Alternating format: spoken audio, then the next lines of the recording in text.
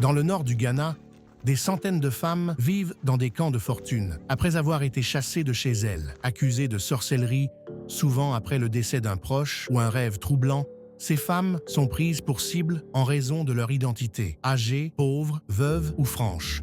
Leur exil n'est pas seulement le résultat de l'utilisation des croyances culturelles comme armes, mais aussi d'une violation de leurs droits humains les plus fondamentaux. Ce reportage met en lumière leur voix, dénonce les défaillances systémiques du gouvernement qui permettent ces abus et appelle à l'action. C'est un hommage à leur résilience et une demande de justice. Amnesty International a visité 4 camps différents, Gambaga, Kapatinga, Nyani et Kukuo, afin de documenter et de donner la parole aux victimes d'accusations de sorcellerie. In Gambaga, you have a variety of women that are not just widowed. Some are first, second wives. Some are very young. For Kukuo, most of the women we met were very vulnerable, and most of them were widows.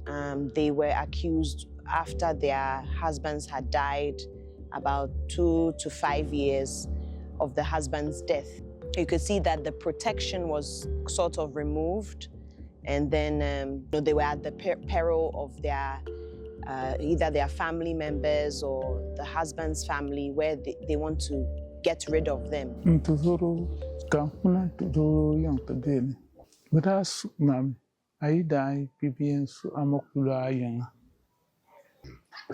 Rayel mame ne yimo yin yim bi yama demo bi ma fi yama bi yin mana ko do so yim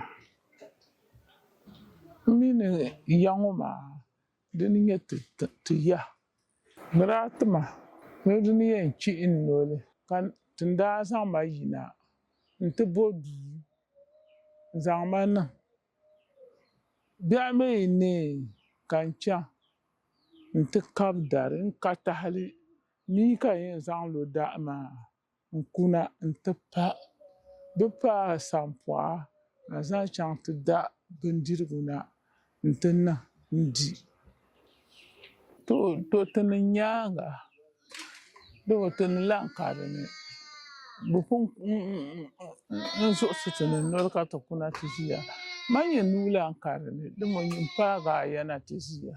We also realized that some of the cases came from particular communities.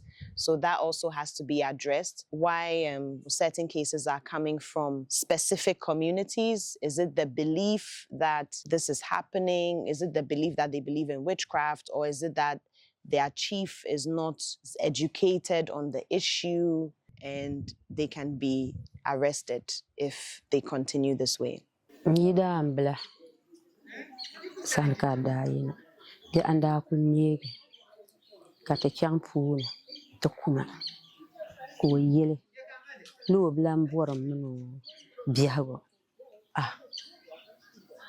ablam boram mana biago bokanna don ko yele ma shambala kambil se yela ma ka cham te sang song mbanama kambanam ba wolon teje kazang ma non kulen na basana ka bita kala fi ka yele na man song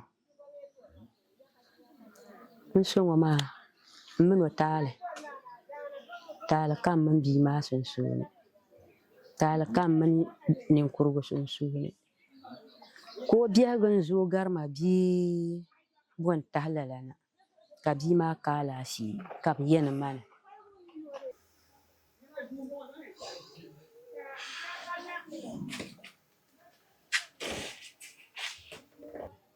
nandambo bi te bane to sana ka golkom le betir golkom bamenti tirai ntane kabla yantiya